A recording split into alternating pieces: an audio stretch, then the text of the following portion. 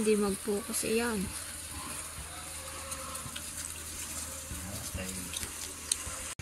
Yan po, pinadadapo ko lang po dun sa bono. Trap po ang queen yan. Yan.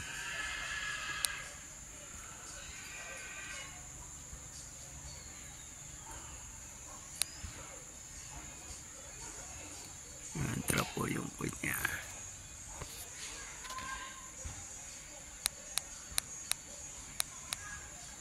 Medyo mataas po yan.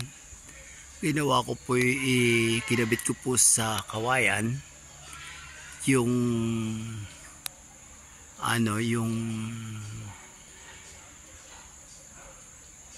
yung cage na may bunot para sila ay madala natin sa baba para mabilis, kasi kung iintayin natin na sumunod yun sa kanilang queen, medyo mabagal.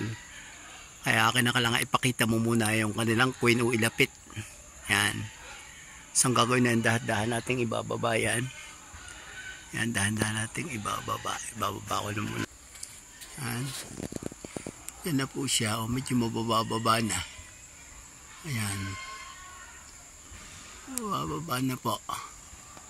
Tapos, kung mapapansin natin, yun doon natin kinuha. Yun sa mataas na yun ating kinuha. Yun doon ngayon, yung nandun sa taas na yun ay iintay nating pumunta dito para bago natin kunin yan. Iintay nating pumunta diyan. Sige, update ko po kayo mamaya pag ano.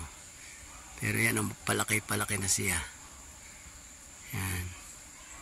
Saka natin siya tuluyang ibababa ng mababa kapag nakadapo na siya lahat doon sa bunot. Yan po ay trap ang queen yan. Yan. Sige, mamaya ulit po. Yan na po yung ating piece. Yan. Yan na po. Yan. Yan. Gagawin po natin, ipapasok po natin dyan. Yan. Papasok po natin. Papatong po natin yan dyan. Yan, nakapatong na po.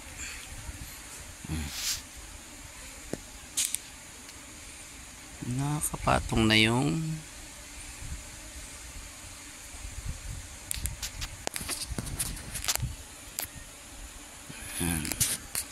nakapatong na po yung ating bisa, mga bis sa box. Yan po, kaya may space para po pag inilagay ninyo yung bunot, may sasabitan yung dalawang tabi. Pero yan po ay atin din aayusin. Kaya lang dahan-dahan lang, hindi natin pwede siyang biglain, no? Yan. Okay.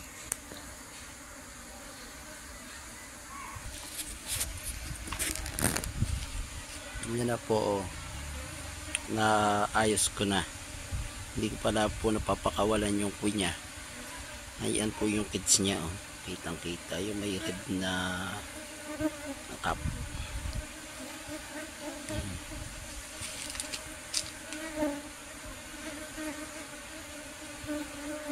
Nilagyan ko lang mga puwi ng isang brood. Napakalakas po ng colony. Yan tayong yan siguro pag may mga abot na abot po yan sa honey season, maharbisan po natin yan. Mga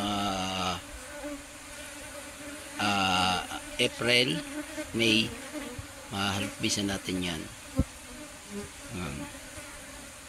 So ang gagawin po natin diyan, aayusin na natin yung kanyang frame bago natin alpasan si queen.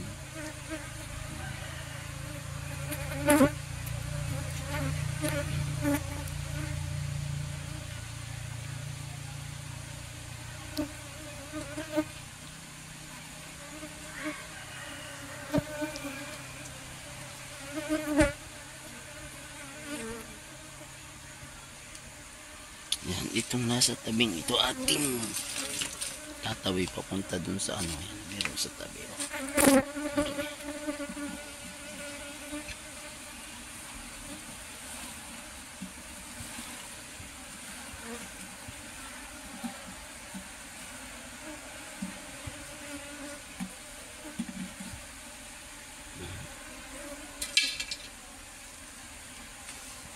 So, lalagyan natin yung frame.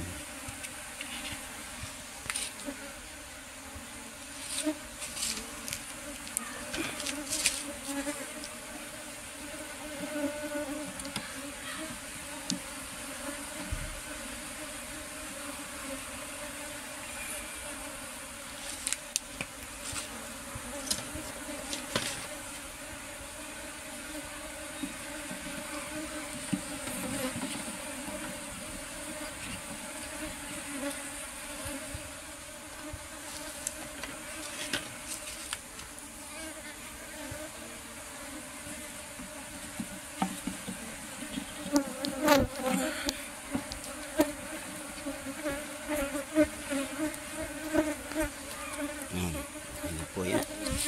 Alpsan na lang natin yung queen.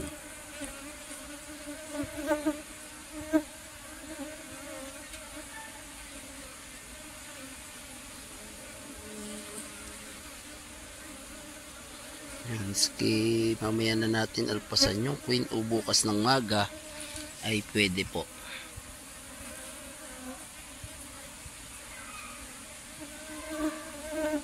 Kasi kanina yung aking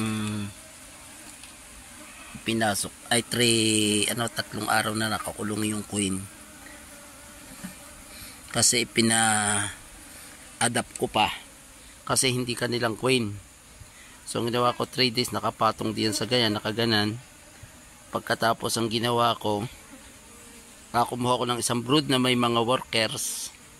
Tapos inilagay ko sa box kasama yung workers. Tapos saka ko inilagay yung queen.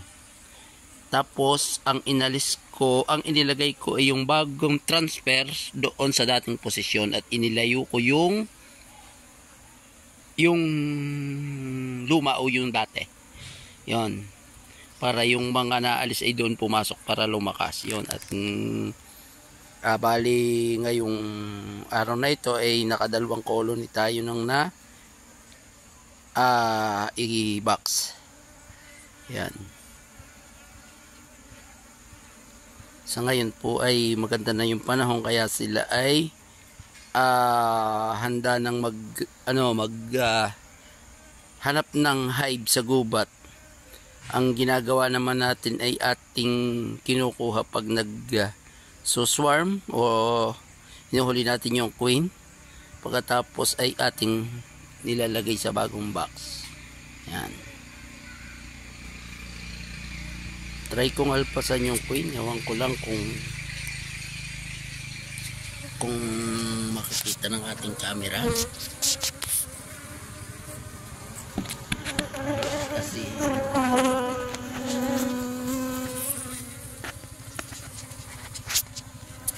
baliktad naman. Ay, sorry po. Hirap talaga. Hirap ang nag-iisa. Yan. Pagbubukas ko pa lang, wala akong pagpatungan ng camera. Yan. Kaya mahirap. So bubuksan ko nang hindi nakaano yung camera. Tapos saka ko tutukan pagka try. Tapos ang G5 kung makakaano kayo, hindi magpapalit tayo. Makakalusok kayo ng hapon. Kung tawag dito. Ay lalabas na bukas ang jeep. Ay yung baka lalabas din bukas yung film daw. Ito nga. Ay inon nga kami 1 linggo noon. Ayun din. Sorry ko, pero si Bibin may masigla na. Dapat ka na yung sumawag na ka naman pagka... Oo. Nakaibalin pinasusay. Oo, okay.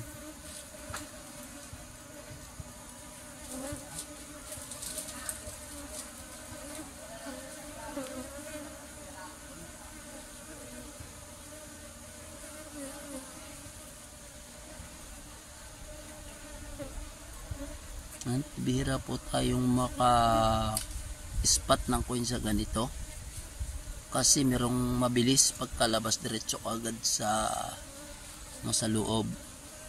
Kaya minsan hindi natin ma-spotan talaga yung coin.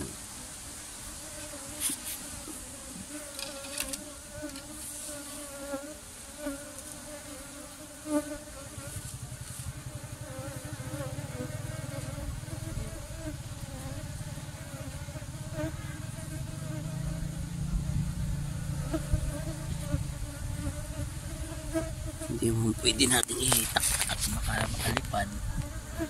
Try natin. Yun. Nakita pero ayos na. Nakalabas na po. Yan, napakawalan na natin yung queen. Aayusin na lang natin. Pakawalan na po natin. Kita ko na lang pumasok sa loob.